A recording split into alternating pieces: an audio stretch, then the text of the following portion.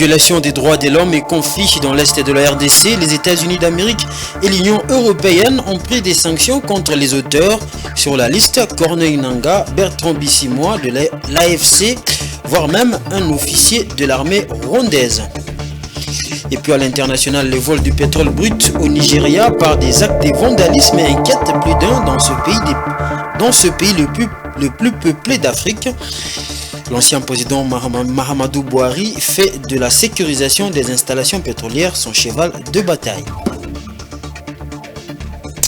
Il est temps de vous informer, mesdames et messieurs, bonsoir et bienvenue à ce journal. Les États-Unis, par le Bureau du contrôle des avoirs étrangers du département du Trésor, a ciblé par des sanctions des personnes et des entités associées à l'AFC, notamment Corneille Nangaa, Bertrand Bisimwa, le président du M23, puis les groupes rebelles Twirwaneho et son chef militaire adjoint Charles Sematama. L'Union européenne a quant à elle aussi sanctionné ce vendredi 9 personnalités et AFC dont Corneille Nangaa qui revient et un colonel de l'armée rwandaise Augustin Migabo. Les personnes sanctionnées sont accusées de violation des droits de l'homme et d'être à la base des conflits armés dans l'Est de la République démocratique du Congo. Ces sanctions consistent principalement au gel des avoirs, au blocage des comptes pour les États-Unis d'Amérique, mais aussi au refus de voyager vers l'espace Schengen pour l'Union européenne. C'est le renouvellement de la coopération bilatérale entre Kinshasa et Varsovie. Une forte délégation polonaise conduite par le secrétaire d'État en charge de l'Afrique et du Moyen-Orient séjourne en République démocratique du Congo depuis le mercredi 24 juillet 2024. Ce jeudi, Andrzej Segena et sa délégation composée des diplomates et des opérateurs économiques ont été reçus par la première ministre chef du gouvernement de la RDC, Judith Suminwa. Cette visite fait suite à l'entretien téléphonique que le président congolais et polonais ont eu en mai dernier, pendant lequel le président polonais avait exprimé sa volonté de promouvoir et de développer les excellentes relations entre la RDC et la Pologne. Par la même occasion, Duda avait annoncé l'envoi à Kinshasa d'un émissaire spécial de la Pologne pour préparer l'organisation d'une mission économique polonaise pour promouvoir les échanges commerciaux et la coopération entre les deux pays. Le secrétaire d'État polonais a dit à la première ministre l'attachement de son pays à l'intégrité territoriale de la RDC. Aujourd'hui, nous avons signé le mémorandum concernant développement de notre coopération diplomatique au niveau de l'information et au niveau de coopération intergouvernementale. Je suis vraiment très satisfait de cette visite. Je suis vraiment très optimistique. Et je crois aussi que nous avons très fortement souligné que la Pologne respecte la souveraineté, l'intégrité de RDS. Nous n'acceptons pas que cette souveraineté, intégrité pour être attaquée par les différents pays, je peux dire, ou par les différentes entités militaires. Nous respectons l'intégrité de RDS et nous sommes convaincus que votre intégration, et nous sommes solidaires. Notons que la Pologne et la RDC entretiennent de bonnes relations bilatérales dans différents domaines. En 2021, Varsovie avait proposé son accompagnement au dialogue intercongolais tenu à Sand City en Afrique du Sud. Et puis, la vice-ministre des Affaires étrangères, Gracia Kazadi, a reçu jeudi 25 juillet dans son cabinet de travail cette même délégation polonaise au menu de leur échange de la technologie pour l'assainissement des villes de la République démocratique du Congo avec Kinshasa en ligne de mire comme projet pilote et pour sécuriser les frontières. La vice-ministre des Affaires étrangères, Gracia Kazadi, a échangé avec une délégation polonaise sur des technologies pour l'assainissement de la République démocratique du Congo en général et de Kinshasa en particulier. L'équipe était composée des opérateurs économiques représentant 2 sociétés qui offrent des technologies de pointe. Yves Boissa, propriétaire d'une entreprise qui permet aux opérateurs économiques polonais d'investir en RDC, a fait le point sur ce projet. Au fait, cette délégation a été conduite par le vice-ministre des Affaires étrangères. Nous sommes venus pour renouveler, faire des échanges, essayer de promouvoir la restauration peut-être de l'ambassade et aussi d'appeler les investisseurs à venir investir ici dans certains secteurs comme l'assainissement et le secteur informatique. La vice-première ministre est très ouverte. Elle souhaite que la société, les 2 sociétés qui sont venues les voir, de pouvoir faire un grand premier pas pour investir et trouver la solution en RDC.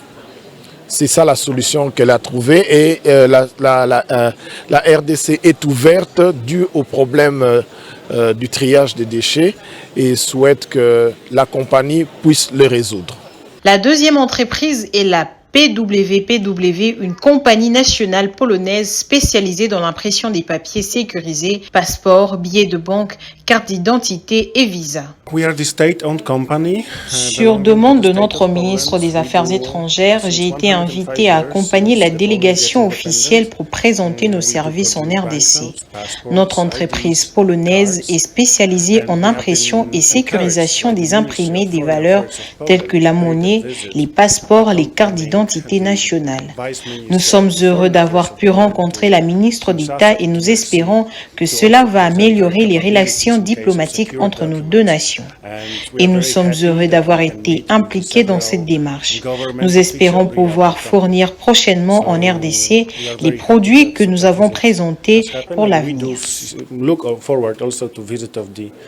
La vice-ministre des Affaires étrangères a laissé entendre que la RDC souhaite participer à l'économie verte, donc le recyclage est une priorité, surtout dans une mégapole comme Kinshasa qui contient 12 millions d'habitants, mais elle a aussi exprimé le souhait de voir plus d'opérateurs économiques polonais venir investir en RDC, qui est une sphère d'opportunités économiques sans équivoque au regard de ses ressources naturelles et sa population jeune et dynamique.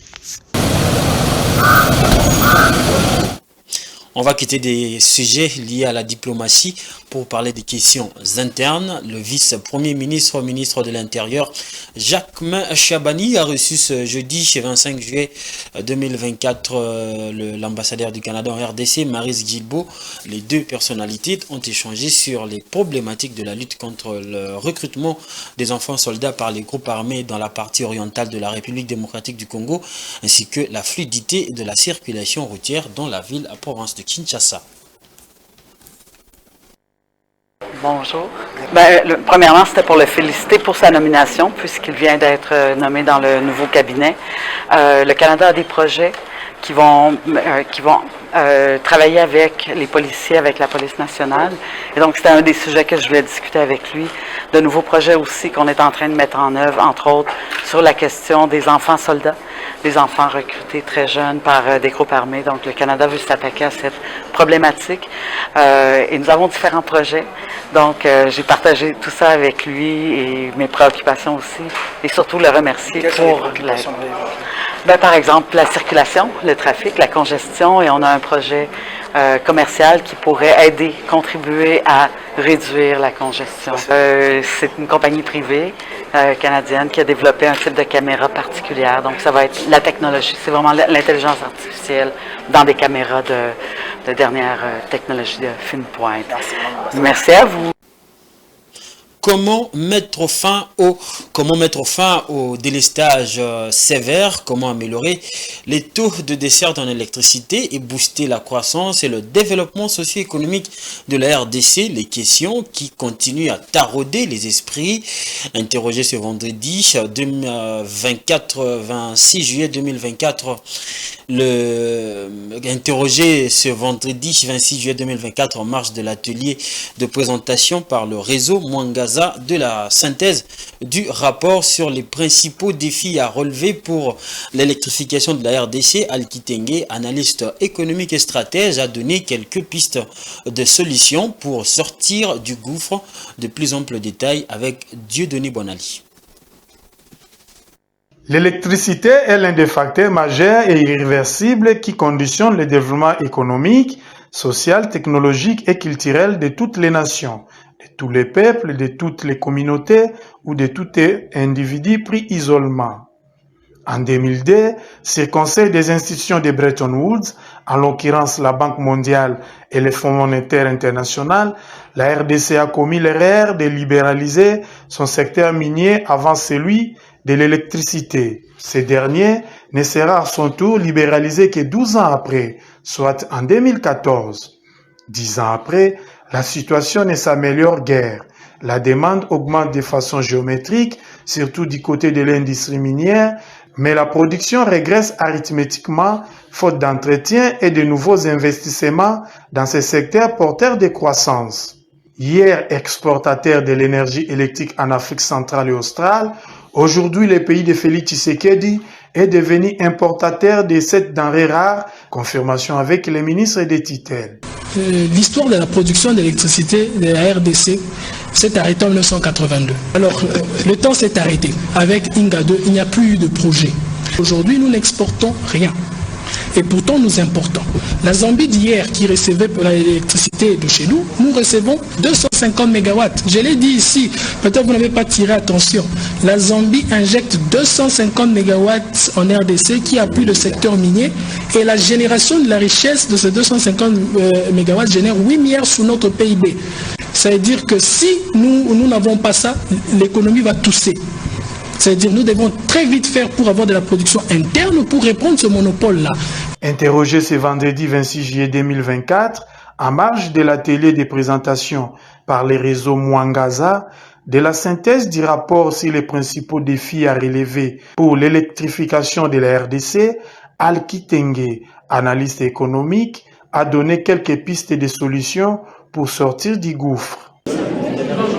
Il est inacceptable qu'en plein 21e siècle, plus de 80% de notre population vive en état de pauvreté.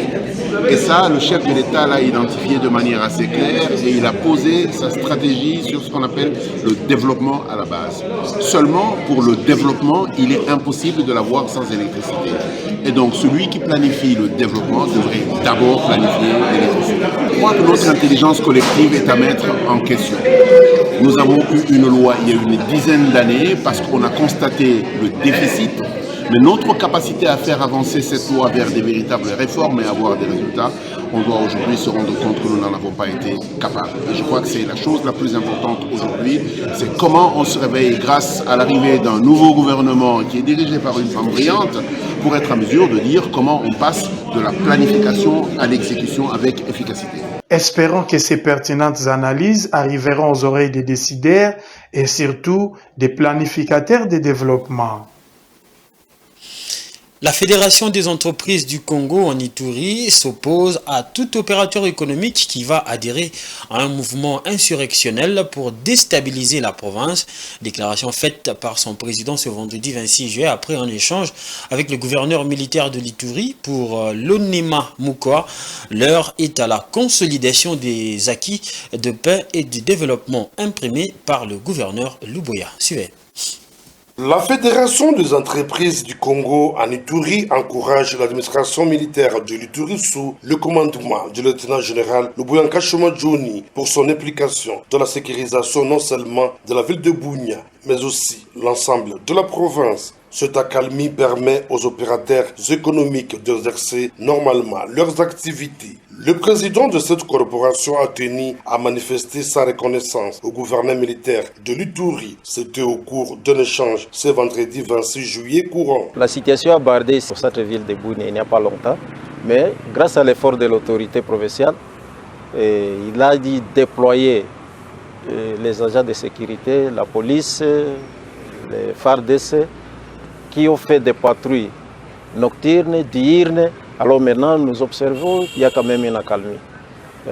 Avec ça, nous voyons quand même que la situation va évoluer. Face à l'agression dont est victime la RDC par le Rwanda à travers les M23, l'ONEMA Bati Mukwa appelle les opérateurs économiques de cette province au sens patriotique. Ça, c'est le message fort de la FEC.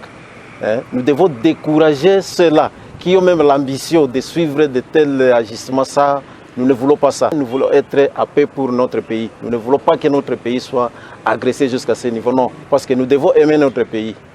Nous n'avons que seul pays, notre patrie, c'est la RDC. Et nous ne pouvons pas accepter que notre pays soit agressé par les M23. Ça, nous ne sommes pas d'accord avec ça. Signalons qu'au cours de cette rencontre d'échange, le comité FEC a plaidé auprès de l'autorité provinciale pour que l'entreprise Mogabaon asphalte la RN 27 et d'autres artères de la ville de Bunia. Ceci à cause de la qualité de ses services à la grande satisfaction de la population de l'Ituri. Disons-le, la gestion rationnelle des taxes par l'administration militaire de l'Ituri renforce davantage la confiance et l'appropriation de la culture fiscale par les opérateurs économiques de cette province sous état de siège.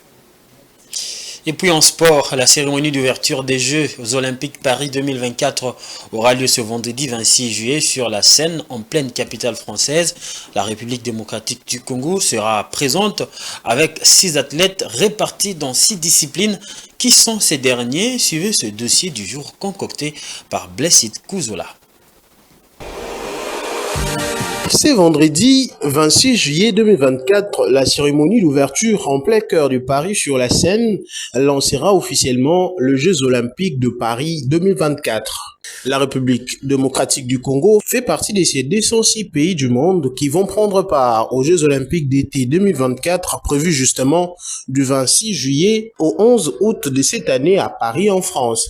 Sur le 47 disciplines attendues à cette messe olympique 2024 qui prévoit un total de 329 épreuves, l'RDC ne sera représentée que par 4 disciplines, à savoir la boxe, la natation, le judo et l'athlétisme.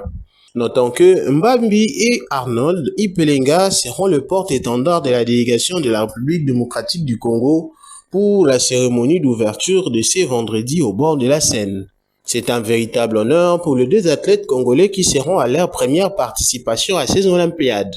Mais comme dans toutes les délégations, celle de la RDC a respecté également la parité pour être de commun accord avec le principe édicté par le Comité international olympique à l'occasion de cette organisation. La boxeuse et les nageurs vont profiter au maximum de cette grosse opportunité qui ne reviendra peut-être pas dans leur carrière, bien que les moyens ne suivent toujours pas. Depuis leur arrivée, les 6 athlètes congolais et l'ensemble de la délégation n'ont pas reçu leur prime de participation. Cela peut avoir des conséquences dans la préparation mentale pour ces athlètes qui vont entrer en compétition dans quelques jours. Tout le monde essaye de rester positif en attendant de bonnes nouvelles qui viendront peut-être du pays avec des assurances pour le paiement de primes. En natation, nous aurons Aristote Ndombe Impelenga qui sera aligné dans 3 spécialités, notamment en 50 mètres nage libre, brasse et papillon, mais aussi Divine Miansadi qui va également compétir à cette même discipline. Brigitte Mbambi sera en lice chez le moins de 66 kilos, elle qui a décroché son billet lors des dernières qualifications en Bangkok à Thaïlande. Il y aura également Marcella Sakobi dans la catégorie plume léger, c'est-à-dire moins de 57 kilos. Cette dernière est la plus expérimentée du groupe pour avoir déjà participé aux derniers Jeux à Tokyo. Il y a aussi Dasso Kisoka pour le judo et Dominique Lasconi pour l'athlétisme. Cependant, comparé à la dernière édition des Jeux Olympiques qui ont eu lieu à Tokyo au Japon, la RDC fait un pas en arrière en termes de représentativité puisqu'elle avait aligné 7 athlètes il y a 4 ans. Pour rappel, la délégation congolaise, constituée des athlètes et quelques membres, est arrivée à Paris depuis lundi dernier. Elle a rejoint les judokas Dasso Kisoka, porteurs de la flamme olympique pour le compte de la RDC la semaine dernière. Ces athlètes vont compétir pour essayer de gagner une médaille, ce qui sera une première pour la République démocratique du Congo lors des Jeux olympiques. Voilà, vous suivez la grande édition sur Géopolis Télévision. Maintenant, on fait place à la page internationale.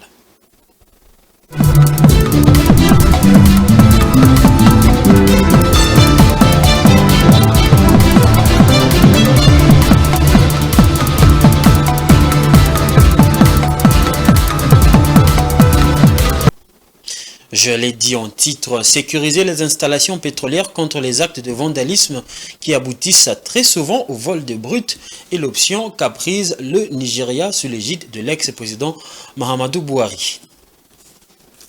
Au Nigeria, ce sont au moins 1,5 milliard de dollars qui ont été investis depuis 2020 pour assurer la sécurité des installations pétrolières du pays. L'information a été publiée ce jeudi 25 juillet par Georges Akoumé, le secrétaire du gouvernement fédéral lors d'une audition du Parlement. Le responsable s'est exprimé sur la situation, source de préoccupation pour l'État qui, malgré des investissements conséquents, peine à trouver une solution durable à ces phénomènes récurrents qui affectent l'économie nationale. Selon un rapport de l'Initiative pour la transparence de l'industrie extractive nigérienne, le vol de pétrole brut a fait perdre le pays environ 46 milliards de dollars entre 2009 et 2020, dont 10 milliards de dollars en seulement 7 mois. Face à cette situation, la Chambre des représentants a mis en place une commission spéciale pour faire la lumière sur ces pertes. Les vols de pétrole restent un frein majeur à la rentabilité de l'exploitation pétro-gazière et de manière générale à la performance économique du Nigeria.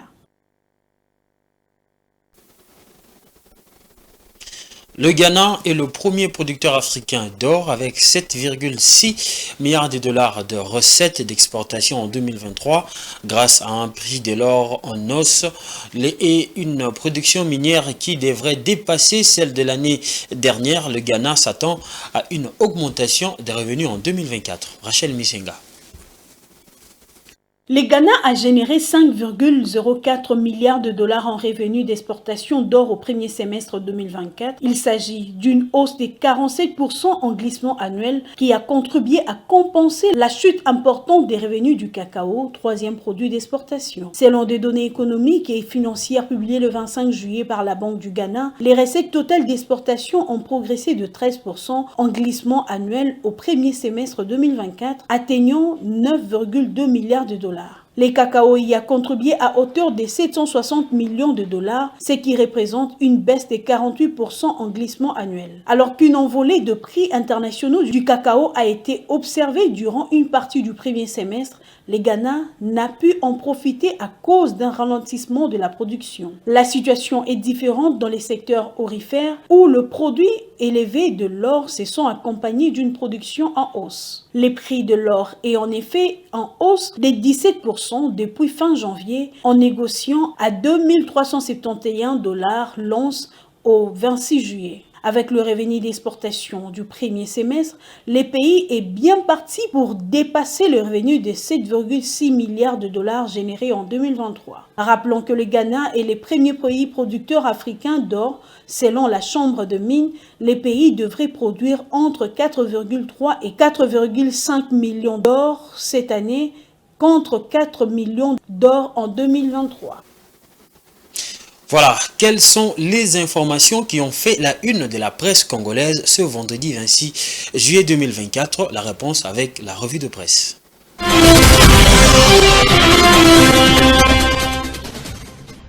Mesdames, Messieurs, les taux se resserrent autour de Corneille Nangaa. C'est le sujet développé par de nombreux journaux quinois parus ce vendredi 26 juillet.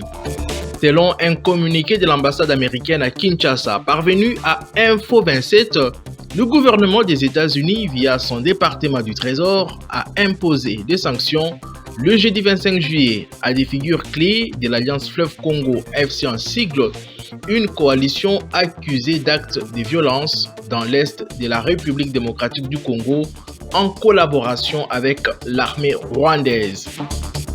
Il s'agit, renchérit Forum des As, de Corneille Nangaa, fondateur de l'Alliance Fleuve Congo, une coalition de groupes armés ainsi que des personnes associées à cette rébellion, notamment Bertrand Bisimwa, le président du M23 Twirwaneho, un groupe armé affilié à l'AFC dans la province du Sud Kivu, et Charles Sematama, un commandant et chef militaire adjoint de Twirwaneho. Tout le bien et intérêts des personnes désignées ci-dessus qui se trouvent aux États-Unis ou en possession ou sous le contrôle des personnes des États-Unis sont bloqués et doivent être signalés à l'OFAC, ajoute La Prospérité. Et au même quotidien de souligner l'objectif ultime des sanctions et non pas de punir, mais de susciter un changement des comportements positifs. Cette stratégie de sanctions, rappelle encore une fois Info 27, s'inscrit dans un contexte de pression judiciaire croissante sur le plan national où Nangaa et ses associés font face à des accusations graves au cours d'un procès en cours à la cour militaire de Kinshasa-Gombe. Accusés de crimes de guerre et de crimes contre l'humanité, ils risquent la peine capitale, une perspective qui, combinée avec les sanctions financières internationales, crée un double étau autour de l'AFC et de ses leaders. Dans un autre registre, EcoNews rapporte dans ses colonnes, IGF, contrôleur et consultant à la GECAMIN, Crefedel, crucifie Jules Alingueté. Dans un communiqué daté du 25 juillet 2024 et parvenu à la rédaction de nos confrères, le CREFDEL exprime son indignation face à la brouille qui oppose l'IGF à la Cour de compte, deux organes censés pourtant œuvrer pour le même but, garantir la transparence et la bonne gestion des deniers publics au service de l'État congolais. Selon l'ONG, les refus de l'IGF de répondre à la convocation de la Cour de compte n'est pas seulement une question de procédure, mais affecte gravement la crédibilité de l'IGF auprès de la population et des institutions internationales. En mettant à lumière cette situation, l'ONG se questionne sur la légitimité de l'IGF à promouvoir la bonne gouvernance alors qu'elle refuse de se soumettre elle-même à un processus de contrôle. Fin également de cette revue de presse. Au revoir et à la prochaine. Voilà, c'était là les journaux lus par Don Momat. Ce journal tend vers sa fin, mais avant de nous séparer complètement, voici les différents titres. Violation des droits de l'homme et conflit dans l'Est de la RDC, les États-Unis d'Amérique et l'Union européenne ont pris des sanctions contre les auteurs sur la liste Corneille Nangaa, Bertrand Bisimwa, AFC, voire même un officier de l'armée rwandaise. Et puis à l'international, le vol du pétrole brut au Nigeria par les actes de vandalisme inquiètent plus d'un dans ce pays le plus peuplé d'Afrique. L'ancien président Mahamadou Bouhari fait de la sécurisation des installations pétrolières son cheval de bataille. Voilà, nous sommes arrivés à la fin de ce journal. Merci à vous de l'avoir suivi. Au revoir.